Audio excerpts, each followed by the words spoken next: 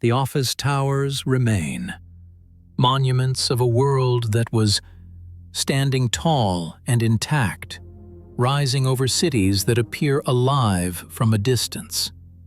Glass facades catch the morning sun, corporate logos remain bolted above revolving doors, and security cameras keep blinking, performing their duties with the loyalty of machines that were never told the party ended.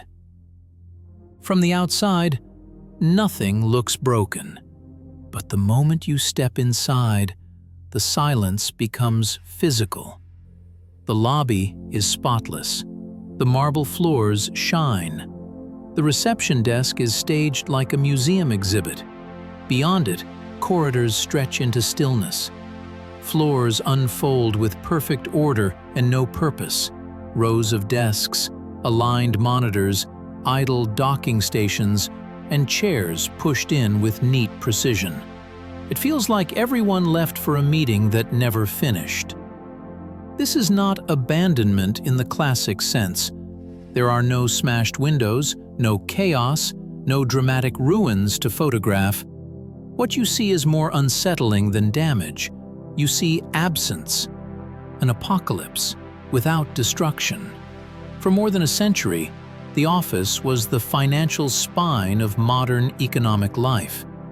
It was not merely a place where work happened, it was a machine that synchronized cities. When it pulsed, everything around it moved. When it slowed, entire ecosystems felt the drag. Every weekday morning, millions of people flowed into central districts like clockwork. Trains filled, highways clogged, elevators surged upward. That daily migration paid more than wages. It fed coffee shops and lunch counters, justified transit budgets, and supported cleaners, maintenance crews, security staff, parking garages, and the small retail stores that survive on predictable foot traffic.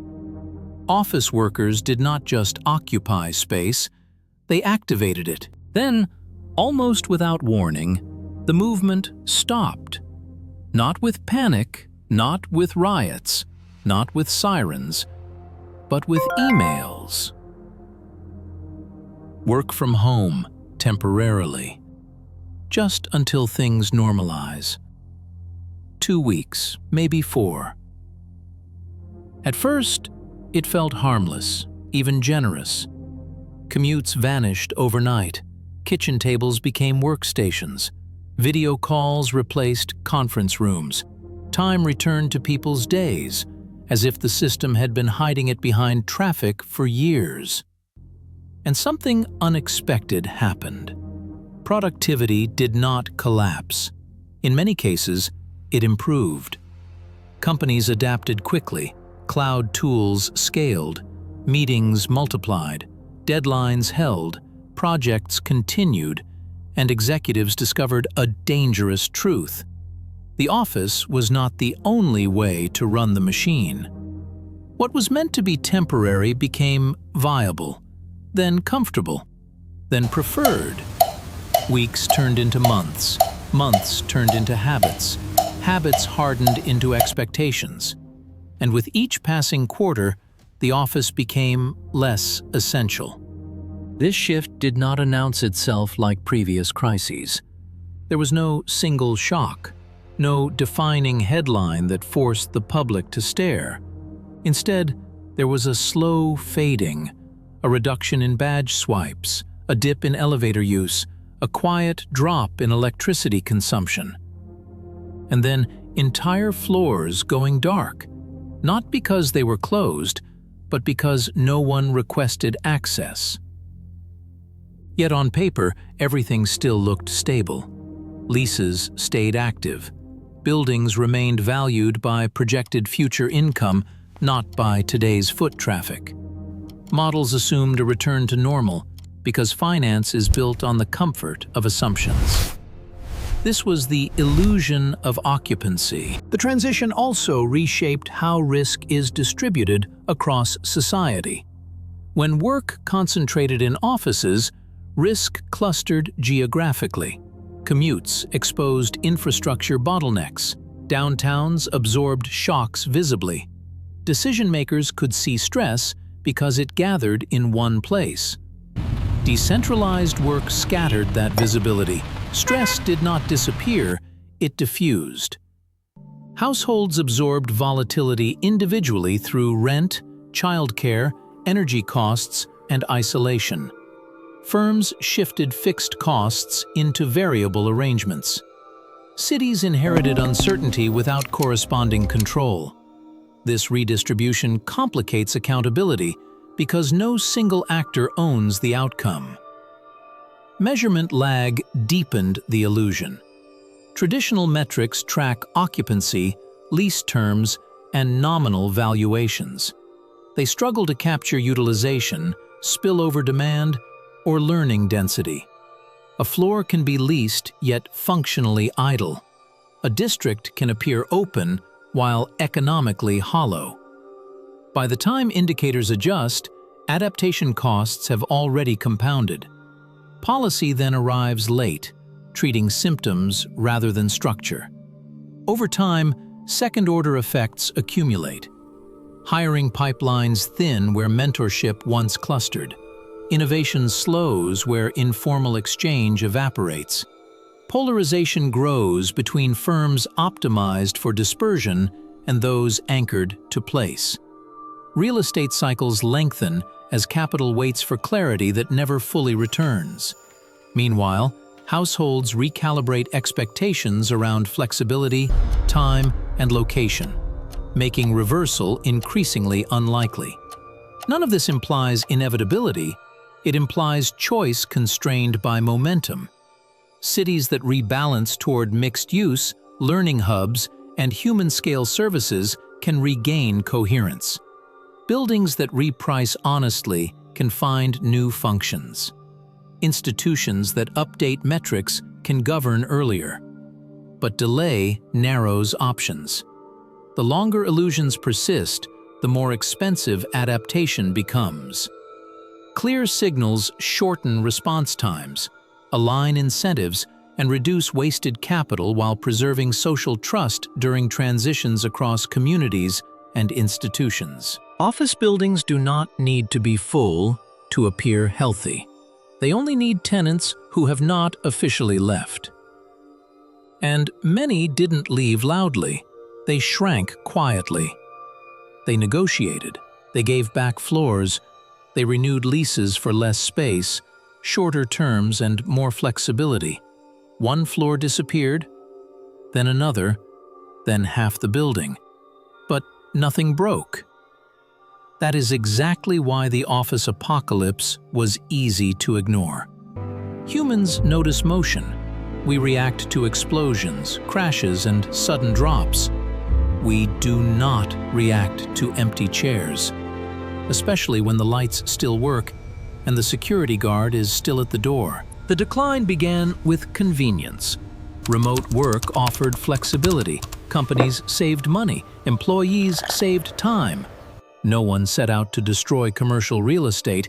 Each decision, taken alone, was rational.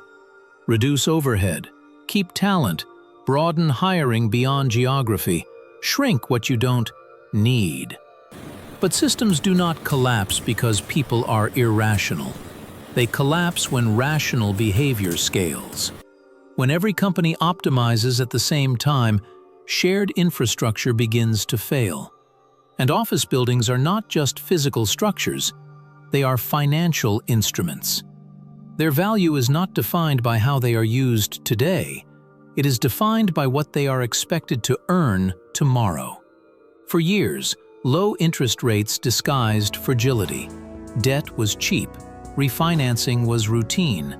Loans rolled forward like a conveyor belt. Buildings did not need to be full.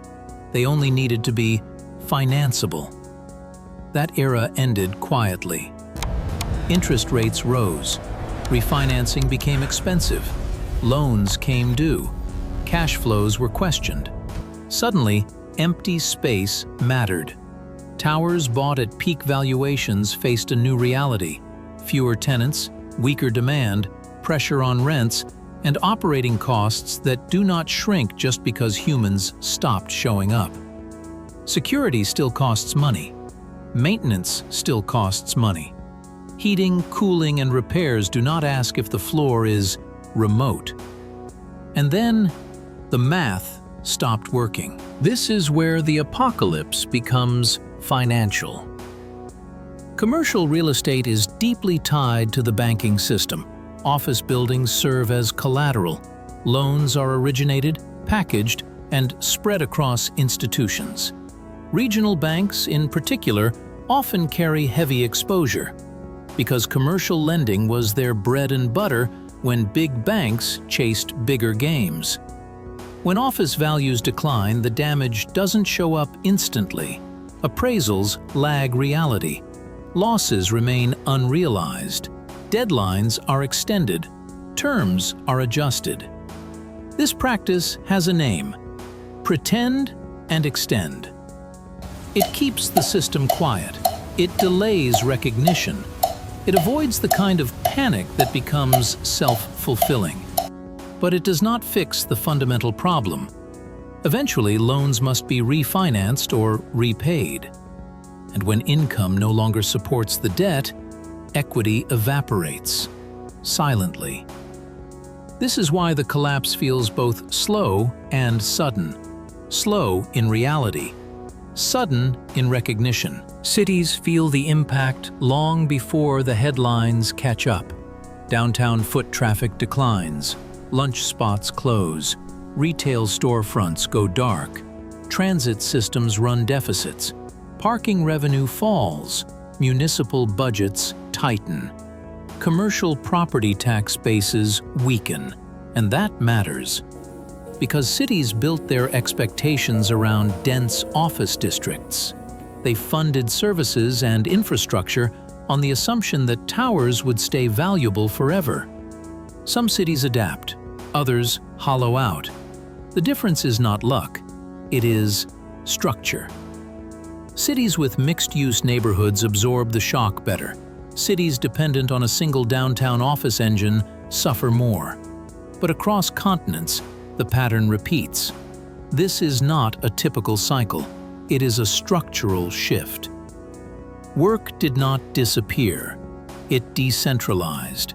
Infrastructure designed for concentration struggles under dispersion. The obvious idea is conversion. Turn offices into housing. Bring people back. Make downtowns live again. It sounds simple, and that is exactly why it disappoints in practice.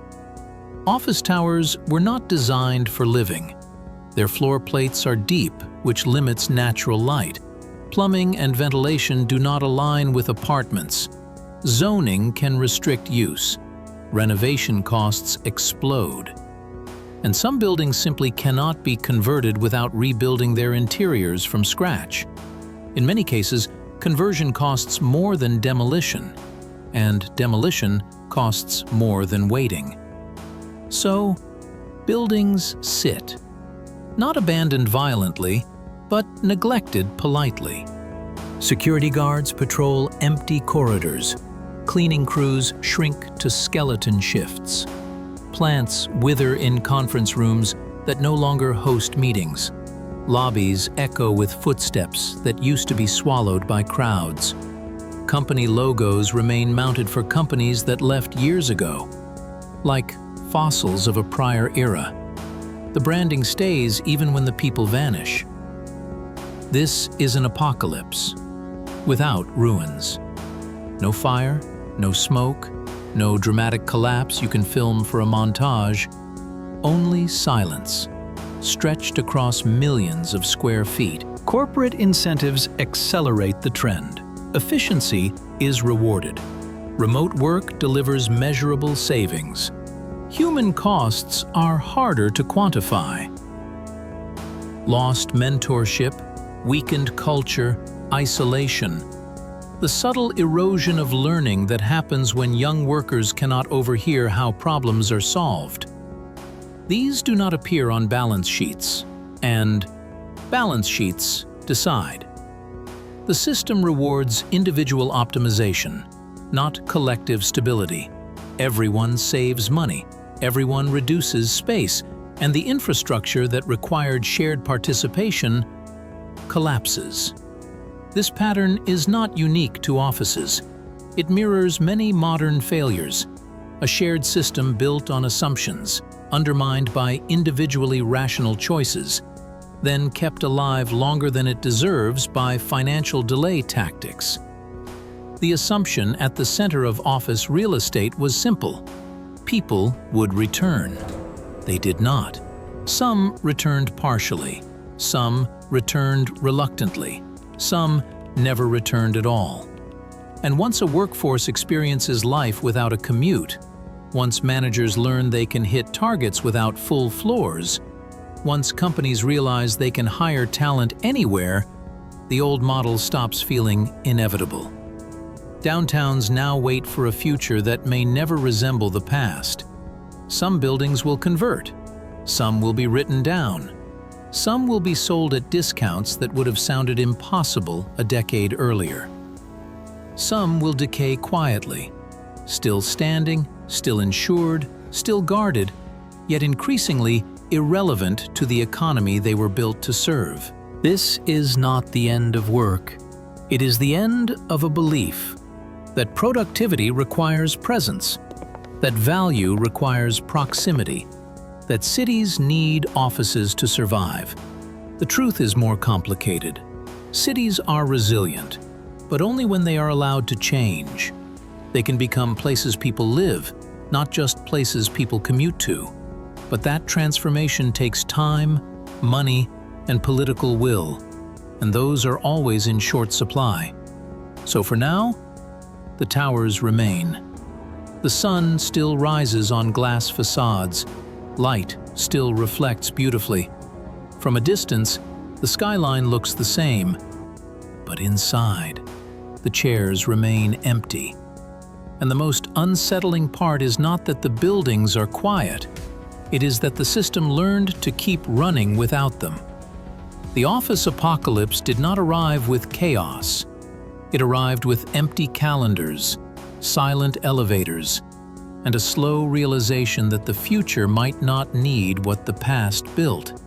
An apocalypse without ruins, just absence. And a question echoing through spotless hallways. If no one is coming back, what were these towers really worth? And the consequences do not stop at the building's front door. Empty offices mean fewer riders on trains, fewer customers for small businesses, and fewer chance encounters that spark new ideas. It means younger workers learning through scheduled calls instead of overheard problem solving. It means cities reconsidering what downtown even means. Because a place built for commuters cannot survive on commuters who never arrive. This is how the office fades, not in a crash, but in a slow subtraction that becomes permanent.